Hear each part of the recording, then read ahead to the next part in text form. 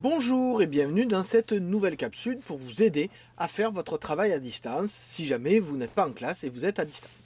Donc aujourd'hui, comme vous le voyez là au-dessus, nous sommes toujours dans le chapitre 2 qui concerne les êtres vivants.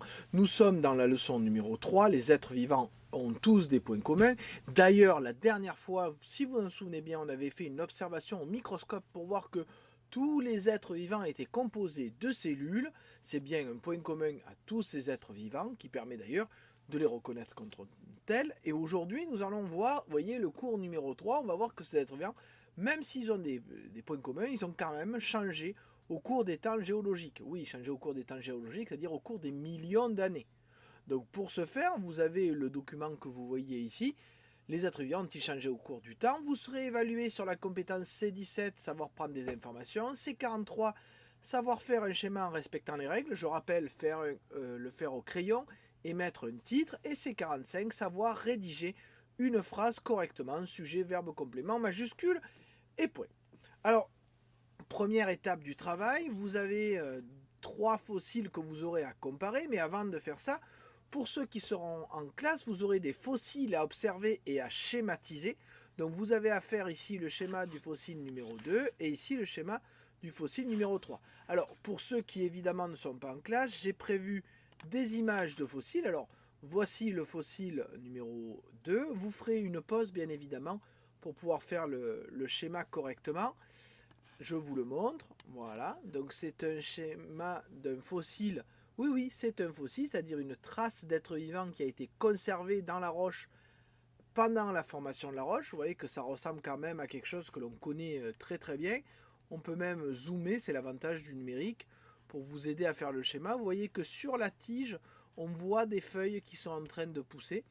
Et on voit que la roche qui a conservé la trace de cet être vivant est un peu plus sombre. C'est comme ça d'ailleurs qu'on arrive à la reconnaître. Donc voilà pour le fossile numéro 2. Je vous montre le fossile numéro 3. Ah, si j'arrive à le retrouver, bien évidemment. Ah, il est là. Voilà, le fossile numéro 3. Ah, alors celui-là, c'est un être vivant, certes. Alors, honnêtement, en taille, il fait à peu près ça. Hein, mais c'est un fossile qui ressemble à quelque chose qui n'existe plus tout à fait. C'est ce qu'on appelle un trilobite, si vous êtes curieux. T-R-I-L-O-B-I-T-E. Donc vous l'avez ici. Donc vous voyez ce qui était la tête. Ici, le thorax et les parties de l'abdomen qu'on peut voir ici. Donc pareil, vous pouvez mettre en pause pour faire votre schéma.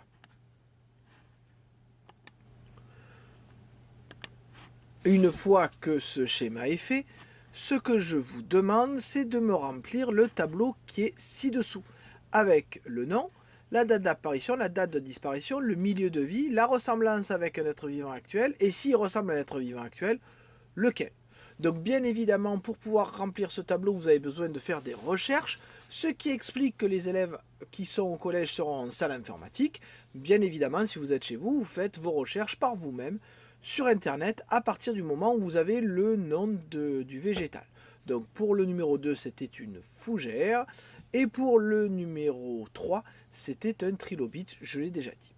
Et enfin, question numéro 3, à l'aide du tableau ci-dessus, vous faites une phrase pour expliquer s'il y a eu des changements dans la morphologie, je rappelle morphologie, forme du corps, des êtres vivants au cours du temps.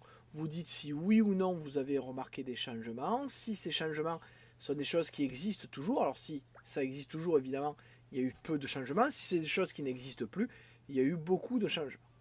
Une fois que vous aurez fait ce travail, vous aurez à le rendre en passant par Pronote. N'oubliez pas que vous devez le faire le jour du cours, à savoir c'est donc le mercredi, pour ceux que j'aurai le mercredi, ou le vendredi, pour ceux que j'aurai le vendredi. Donc vous avez à le faire le jour où vous auriez cours et à le rendre par Pronote. Bien évidemment, pour les élèves qui sont en classe, eux, ils me le rendent directement.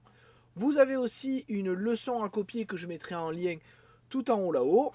Si vous avez des questions, n'hésitez pas à les poser par Pronote, j'y répondrai bien volontiers. Donc je vous dis à bientôt et bon travail.